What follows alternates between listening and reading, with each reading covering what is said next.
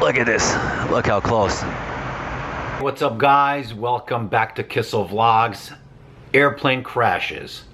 Well, not really. It's just a clickbait. I wanted to get your attention, and while we're at it, I'd like to get rid of all my gear. But I will be talking how airplanes do not crash. How do airplanes navigate?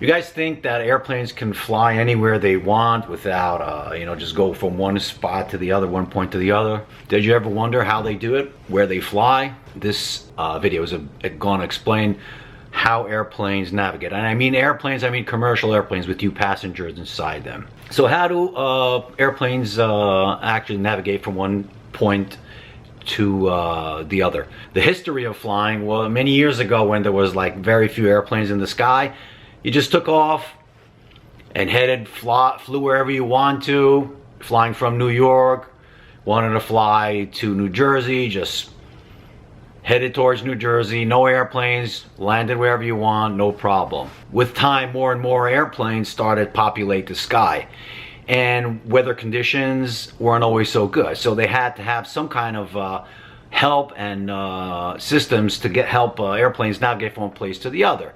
So what they had developed were like antennas or broadcasting stations that would put out a signal that the airplanes knew how to find, and the airplane would the airplane instrument system in the airplane itself would pick up those signals, and you flew towards that signal. So you knew on a map where that signal is, where that station is, and you knew that if you're heading towards a VOR is one of those stations, those antennas, those signals.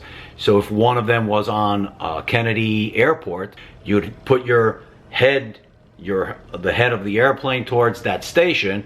You flew that direction, and eventually you would get to JFK Airport. More and more systems, more and more stations came into play, and technology kicked in. Navigational systems, inertial systems were introduced. Airplanes knew how to calculate their magnetic heading, and with math, simply they go a certain direction, certain speed, certain time, that would give them the distance.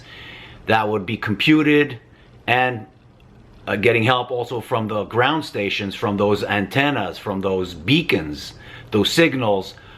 Those signals would actually help the accuracy of the system, and you were able to get more and more accurate results with the navigation. Nowadays GPS helps you, but those times it was just inertial systems, navigation systems that knew in a certain accuracy where you're at, where the airplane is at. And pretty much you could compute and program those systems with just coordinates, just aerial coordinates.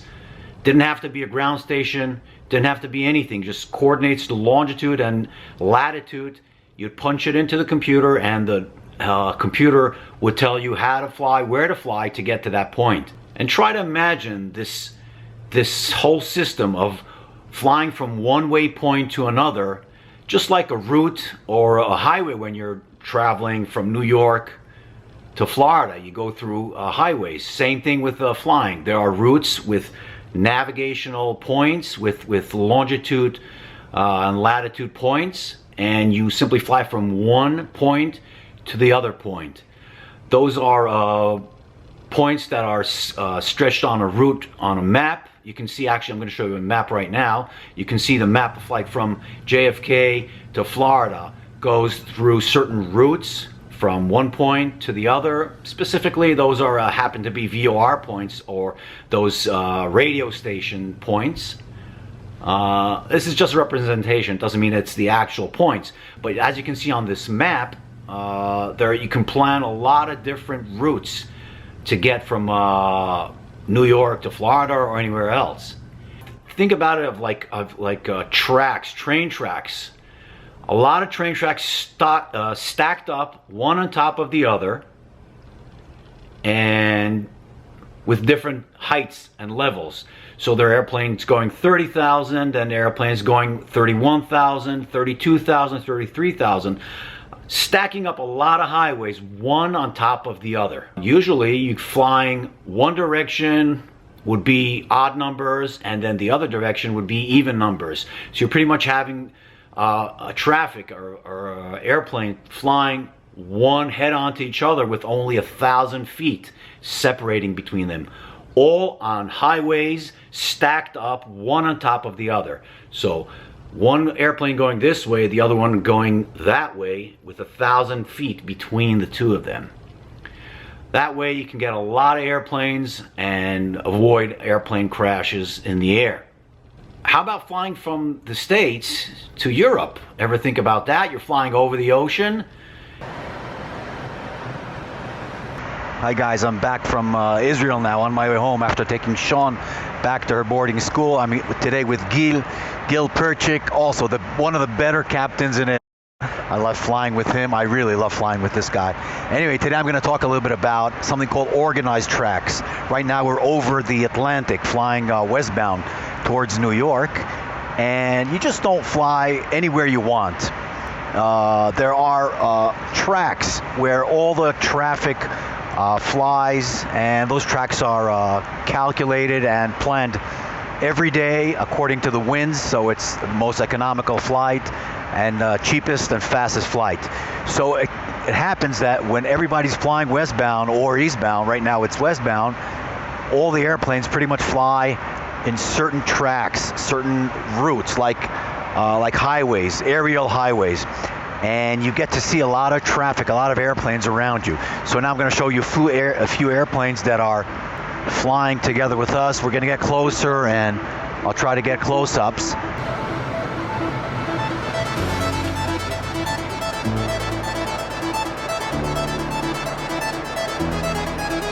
Now we're really close to this airplane, flying about 1,000 feet below us. This is like really close. We're less than a mile away. And we're going to be getting closer to a turning point on the route, and we'll see him, I think, a little bit closer. And look at this. We have our flight attendants, our service managers, coming to look how close we are. And Roy. And this is really close. And we're close to our route, our turning point. Look at this. Look how close. You can actually see the passengers in it. So close.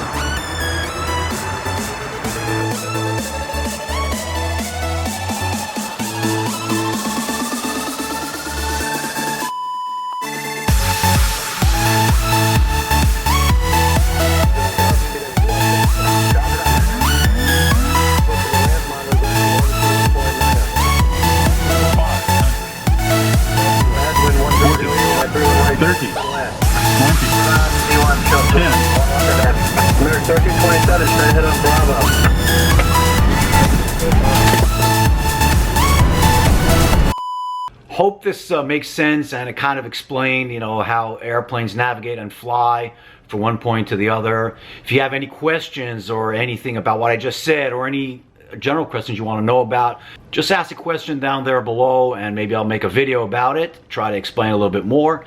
If you enjoyed this video, then please like it, and if you're not subscribed, definitely go subscribe to the channel. And thank you for watching. Peace out.